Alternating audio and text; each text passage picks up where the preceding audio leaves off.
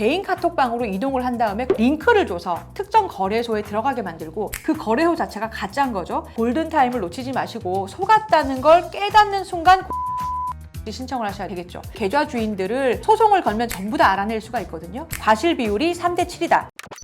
여러분 안녕하세요. 법대로 하시죠. 형사조수지인의 조수진 변호사입니다. 지난번에 김상호 씨 사건 기억나세요? 리딩방 주식 투자에 종목을 찍어준다고 해서 카톡방으로 갔더니 거기서 만난 사람이 보이스피싱을 했던 이 리딩방 보이스피싱에 대한 영상이 큰 사랑을 받아서요. 이제 이런 보이스피싱을 당하시면 어떻게 법적으로 대응해야 되는지를 알려드리려고 합니다. 우선 주식 리딩방은요, 유튜브라든지 카톡 같은 곳에서 땡땡전자 전망 이런 거를 검색하시는 분들에게 단체 카톡방, 단체 텔레그램 방으로 초대를 당하고 그 다음에 그분들에게 여러 명이 이 주식을 사면은 수익을 낼 수 있다라고 하면서 저도 이렇게 개인적으로 티칭을 좀 받아보고 싶습니다 하면 개인 카톡방으로 이동을 한 다음에 거기서 방장이 링크를 줘서 특정 거래소에 들어가게 만들고 그 거래소 자체가 가짜인 거죠. 몇 시 몇 분에 내가 찍어주는 종목을 사십시오 라고 하고 그 종목을 구입하는 돈은 특정 개인 계좌를 주면서 이 계좌로 입금을 해야 이 거래소에서는 거래가 가능합니다. 라고 해서 돈을 계속 빼먹으면서 이 거래소에 있는 가짜 주식이 계속 오르는 거예요. 주식이 너무 오르니까 이 김상호 씨가 너무 좋았던 거죠. 그래서 며칠 정도 거의 매덕에 가까운 돈을 넣었는데 알고 보니까 이 주식은 뺄 수도 없었고 가짜 사이트였고 돈을 받은 사람들은 이름도 모르는 어떤 계좌 제공책이었던 그런 유형의 보이스피싱이었습니다. 이런 경우에 어떻게 해야 될까요? 일단 골든타임을 놓치지 마시고 속았다는 걸 깨닫는 순간 곧바로 계좌 지급정지 신청을 하셔야 되겠죠. 경찰하고 금감원에 신청해서 계좌를 지급정지를 시키셔야 되고요.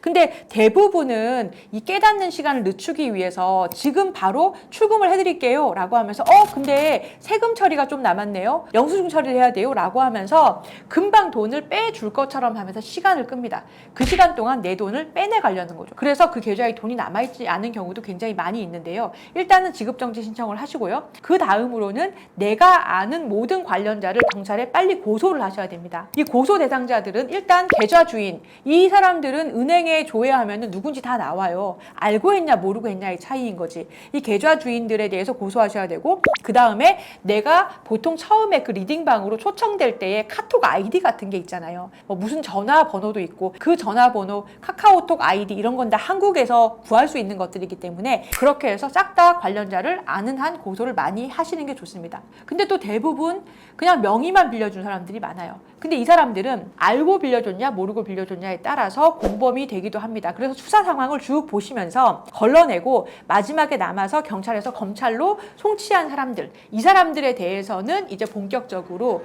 내가 피해자고 피해 금액이 1억 5천이다. 2억이다. 그러니까 형사 합의를 하자라고 협의를 하셔서 조금씩이라도 배상금을 받으시는 게 방법이에요. 최근 법원은요, 이런 리딩방 사기 같은 이런 보이스피싱 범들에 대해서 조직적인 범죄, 단체 범죄, 민생 범죄이기 때문에 굉장히 엄격한 잣대를 적용하고 있습니다. 실제로 리딩방 사기 조직원들에게 징역 10년 이상의 중형을 선고를 하고 대포 통장을 제공한 가담자에게도 실형을 선고한 사례가 있었습니다. 자, 그 다음으로는 배상을 못 받으신 돈에 대해서 이제 신원이 다 밝혀졌잖아요. 민사소송으로 돈을 받으시는 겁니다. 누구를 상대로 할까요? 돈을 넣었던 그 계좌 주인들, 그리고 그 계좌에서 다시 또 돈을 세탁하려고 다른 계좌로 보통 한 2번 내지 3번을 튀기거든요. 그 계좌 주인들도 대부분은 불법적인 일로 계좌를 제공한 경우가 많아요.